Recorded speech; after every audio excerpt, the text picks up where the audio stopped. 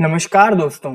आज हम एक ऐसी कहानी के बारे में बात करेंगे जो इतनी ज़्यादा फेमस है कि नेटफ्लिक्स ने इसके ऊपर एक डॉक्यूमेंट्री बना दी।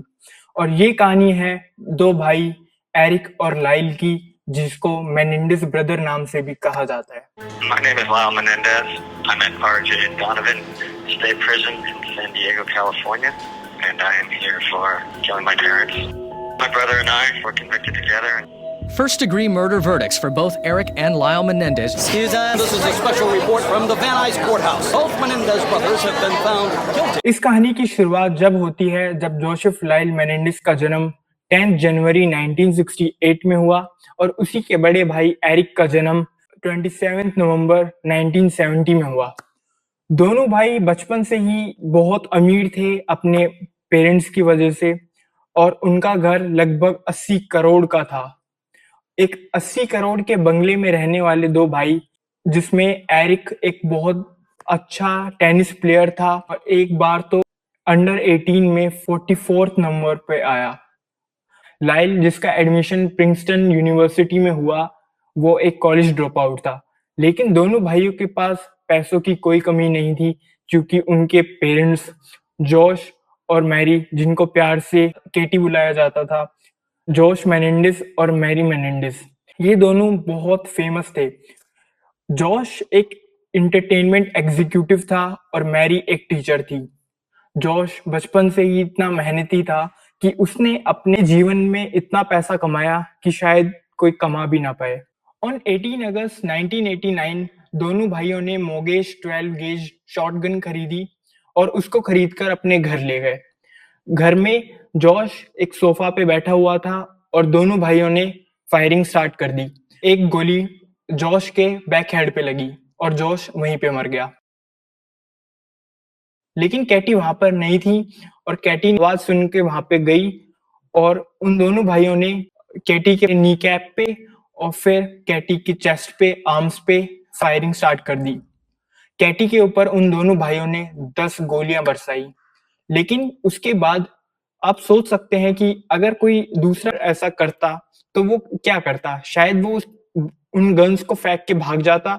लेकिन दोनों भाइयों ने अपने पेरेंट्स को मार के बैटमैन मूवी देखी और मूवी देखने के बाद दोनों भाइयों ने उन बंदूकों को फेंक दिया और वो लोग प्रिटेंड करने लगे कि उनके साथ ये क्या हो गया, कितना बुरा हुआ।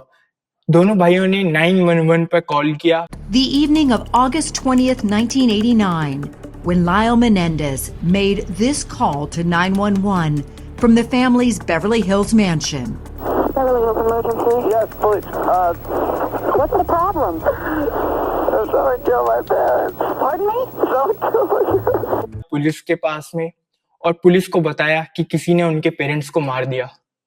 पुलिस ने इन्वेस्टिगेशन जब शुरू की, पुलिस ने दोनों भाइयों को अनदेखा कर दिया क्योंकि दोनों भाइयों पर पुलिस को कोई शक नहीं था।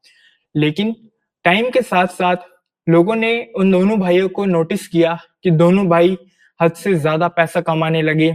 दोनों भाइयों ने अपने पेरेंट्स के फुनरल पर रोलेक्स पहनी हुई थी और अपने पेरेंट्स की डेथ के 1 महीने बाद दोनों भाइयों ने एक पोर्श कैरेरा खरीदी और एक रोलेक्स और खरीदी।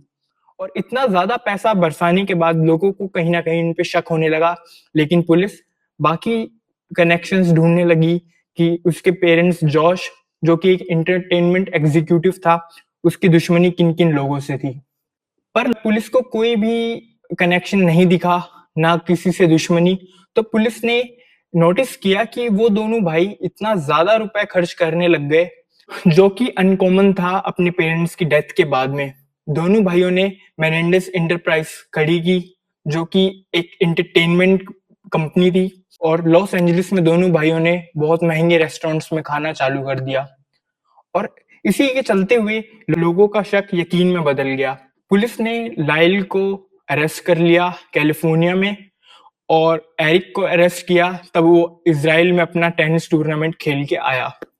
दोनों भाइयों के ऊपर केसेस चलते रहे और 3 साल तक केसेस चले, और पर दोनों भाइयों ने उस कंट्री का बेस्ट लॉयर अपने साथ रखा, लेकिन वो दोनों जब भी नहीं बच पाए और उन दोनों भाइयों को 22 साल की सजा हो गई और उन्होंने एक दूसरे को 22 सालों में देखा भी नहीं।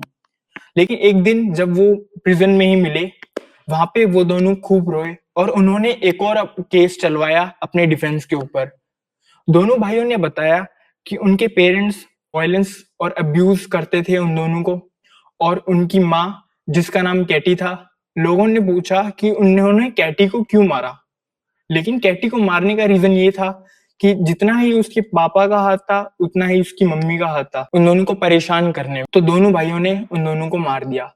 जब लोगों ने नोटिस किया कि एक टाइम इनफ था कैटी को मारने के लिए, लेकिन दोनों भाइयों ने 10 बार गोलियां चलाई अपनी माँ के ऊपर, तो शायद कहीं ना कहीं इसके पीछे कोई रीजन भी रहा होगा।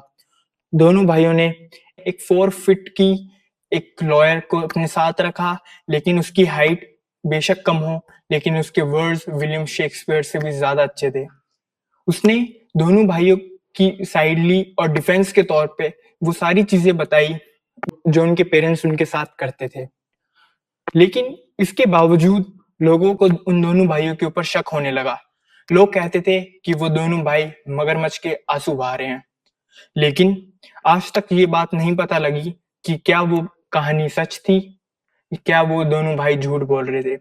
लेकिन आज तक वो दोनों भाई जेल में सड़ रहे हैं और उनका इतने ज्यादा पैसा होने के बावजूद वो दोनों दुखी हैं।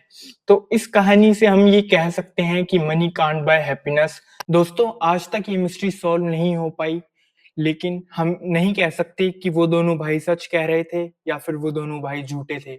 लेकिन एक चीज जो मैं आप लोगों को कह सकता हूँ वो है कि अगर आपको ये वीडियो पसंद आई हो तो वीडियो को जरूर लाइक करना, शेयर करना और कमेंट में बताना कि अगली बार आप कौन सी स्टोरी देखना चाहोगे, और मेरे साथ बने रहें। Thank you.